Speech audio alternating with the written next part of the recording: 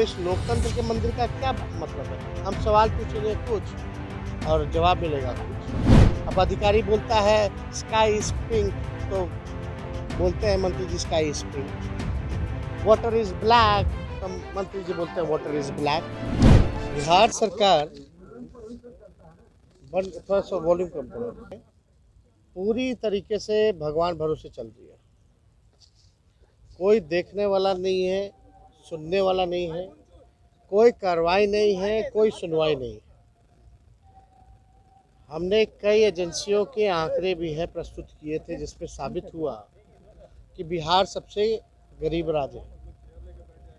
सबसे ज़्यादा किसानों का जो आय होता है, बिहार किसानों के आय के मामले में सबसे फिसड्डी राज्य। नीति आयोग की रिपोर्ट में बिहार सबसे फिसड्डी हर एक सूचकांक में। बिहार में हर दूसरा परिवार पलायन करता है, शिक्षा के लिए हो, चिकित्सा के लिए हो, रोजगार के लिए हो, लोग बाहर जाते हैं, पलायन करते हैं। आप सब लोगों को पता है कि मनरेगा जो यूपीए 1 में जब लालू जी थे, सोनिया जी लोग सब लोग, रघुवंश बाबू द मनरेगा मैन यानी आरजेडी के जो हमारे सांसद और उस समय केंद्र ग्रामीण विकास मंत्री थे, ये योजना उनके द्वारा जो है लाया गया ताकि 100 दिन का गारंटी रोजगार जो है लोगों को मिले। अब बिहार में सबसे ज़्यादा बेरोजगारी है, तो हम पूरे बिहार के मसले को लेकर के हमने सरकार से सवाल पूछा कि मनरेगा के तहत कितने लोगों को सरकार ने रोजगार दिया और कितने दिन का दिया। अब आज उत्तर में जो है अगर आप देखें तो जवाब आता है कि वित्तीय वर्ष 21-22 का 62,09,000 व्यक्तियों द्वारा कार्य की मांग की गई थी, जिसके विरुद्ध कुल 61,97,000 व्यक्तियों को काम मुहैया कराया। यानी टोटल प्रतिशत होता है 99.81, 99%, 99.81%।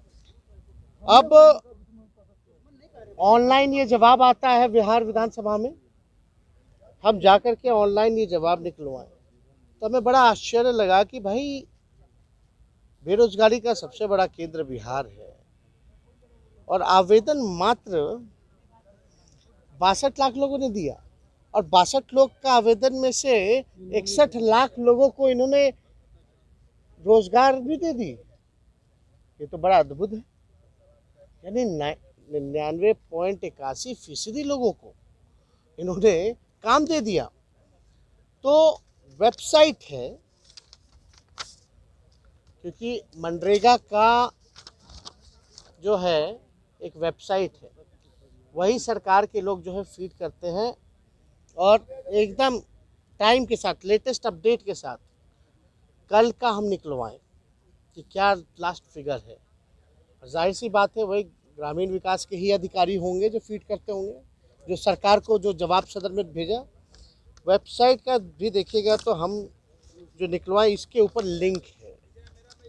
गौर से अगर आप लोग देखें तो ये जो है ऊपर जो है ये लिंक है, ये लिंक है। ये मेरा वेबसाइट नहीं, ना डाटा डालने वाले हम, ये वही विभाग है जो सदन में जवाब दे रहे थे। अब वेबसाइट का है मनरेगा web 4.nic.in, ये वेबसाइट का नाम है।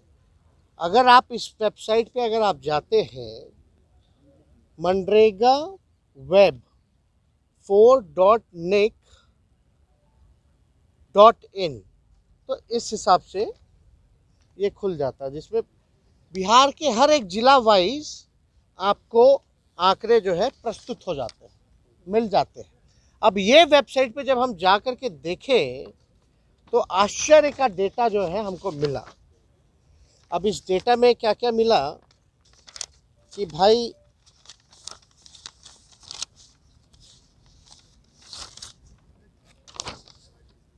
पूरे महीने वाइज है, निकाले हैं मनरेगा के साइड से टोटल 1,53,00,000 लोग काम मांगे।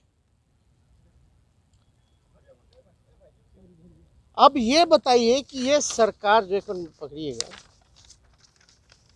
ये 62 लाख का कहां से आंकड़ा आ गया भाई? जब इस वेबसाइट पे 1,39,00,000 लोग, सॉरी 1,53,00,000 लोग जो है काम मांगे, तो भाई ये कहाँ से आ गया ये 62 लाख? और 61 लाख को ये दे भी दिए। तो हमें बड़ा आश्चर्य लगे। तो फर्जी डाटा जो है सदन के अंदर जो है ये पेश किया जा रहा है। अब इसमें इंटरेस्टिंग है कि भाई total number of job card issue जो हुआ ये था 2,36,21,000। टोटल नंबर ऑफ वर्कर जो है 3,21,77,000। एक्टिव जॉब कार्ड्स है 80 लाख और एक्टिव वर्कर्स है लगभग 94 लाख। अब आश्चर्य की बात यह है कि इसमें average wage rate per day पर पर्सन जो पैसा जो मिलता है बिहार में सबसे कम काम के प्रति लोगों को पैसा दिया जाता है पूरे देश में। एक ये डेटा निकल करके आया, टोटल इंडिविजुअली केवल जो है 45 लाख लोगों ने ही काम किया। केवल 45 लाख लोगों ने जो है केवल जो है वो काम किया। अब मनरेगा रेट्स में भी अगर आप देखें तो उसमें चार्ट पूरा जो है इसी वेबसाइट में हमको जो है मिला है। आप देखिएगा बिहार जो है 198 है, सब राज्य में तो कहीं जो है 245 मिल रहा है, गोवा में लगभग 300 रुपये मिल रहा है। आप समझ जाइए। अब ये डेटा ही लोग सरकार के लोग सदन में अगर झूठ बोल रहे हैं तो ये अधिकारी पे क्यों नहीं कार्रवाई कर रही? तो अधिकारियों को संरक्षण दे रहे और ये धोखा क्यों? तो पूरे राज्य का मसला था। तो आप समझ सकते हैं कि ये सरकार जो है कैसे जो है चल रही है। एक और हमारे पास डेटा है, नहीं नहीं, अगर आप देखिएगा तो हम थोड़ा डिटेल में भी आपको बता दें, क्योंकि अब इनके पास डेटा या कोई अध्ययन करके आता है, कोई रिसर्च करके आता है, तो इस सरकार के पास कोई जवाब नहीं होता।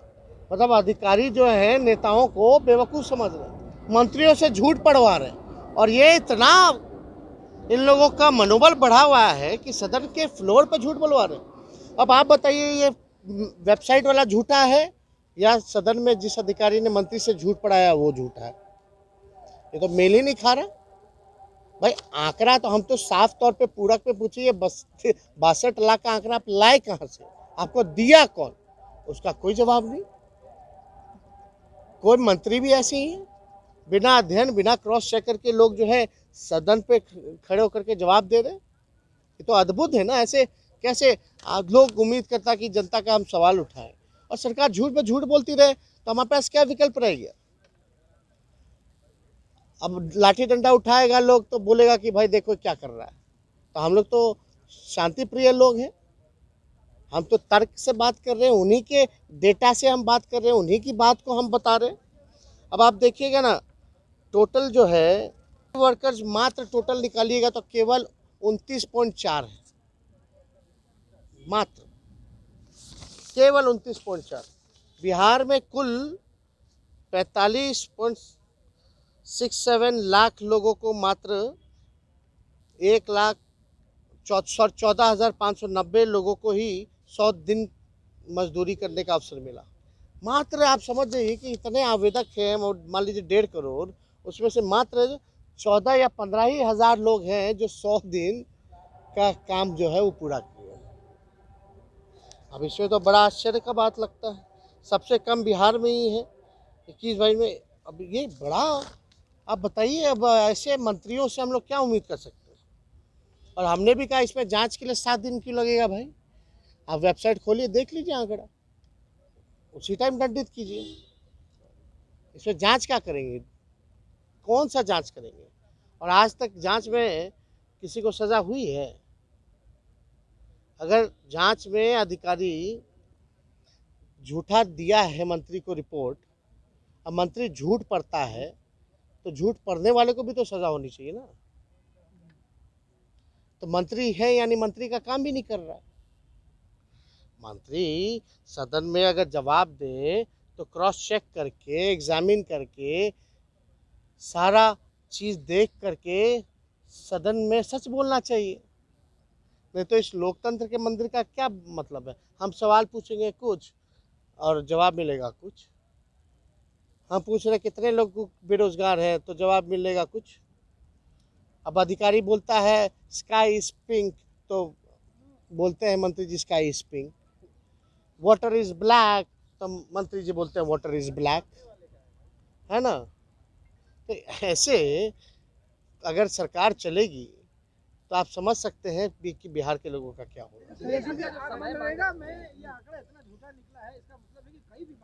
नहीं, आप लोग सब लोग को हम लिंक वगैरह फॉरवर्ड कर लेंगे, तो आप ही एग्जामिन कर लो ना।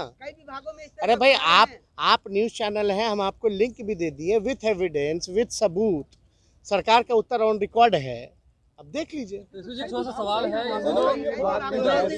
इसलिए हमने अध्यक्ष महोदय को बोला भाई कमेटी और एक मापदंड तय होना चाहिए, और दूसरे राज्य की असेंबली क्या कर रही है, पार्लियामेंट क्या कर रहा है, अगर झूठा जवाब आता है तो उसके विरुद्ध ये क्या कदम उठा रहे हैं एक बार उसमें भी एग्जामिन कर लीजिए।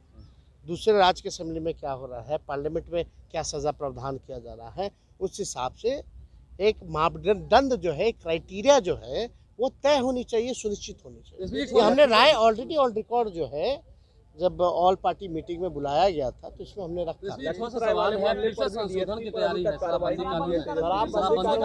आप कल्पना कीजिए, अब हम आपसे क्या पूछ रहे हैं, आप तो अध्यक्ष महोदय से ड्रोन, हेलीकॉप्टर, उसके बाद अब संशोधन। अब क्या क्या हो रहा है, नहीं हो रहा है, प्रायोरिटी क्या होनी चाहिए वो देखिए। प्रायोरिटी क्या होनी चाहिए? महंगाई सबसे ज़्यादा है, बेरोजगारी सबसे ज़्यादा है, चिकित्सा नहीं है, पलायन है, शिक्षा नहीं है, चौपट हो गया, सब तबाह है, सरकारी कर्मचारी तबाह है, जितने आपके स्वयं सहायता समूह हैं वो तबाह है। कोई खुश है क्या इस मौजूदा सरकार?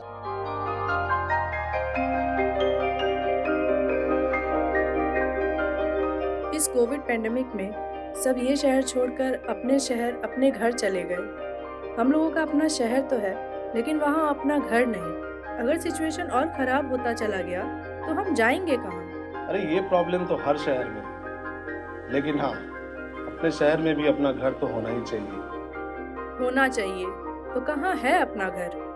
ये है ना, ई होम्स पैनोरमा, पूर्णिया में, अपने शहर में अपना घर। पूर्णिया में पैनोरमा ग्रुप लेकर आए हैं ई होम्स पैनोरमा। बड़ा घर, आलीशान जिंदगी और अत्याधुनिक सुविधाओं के संग। E Homes Panorama, luxurious lifestyle redefined।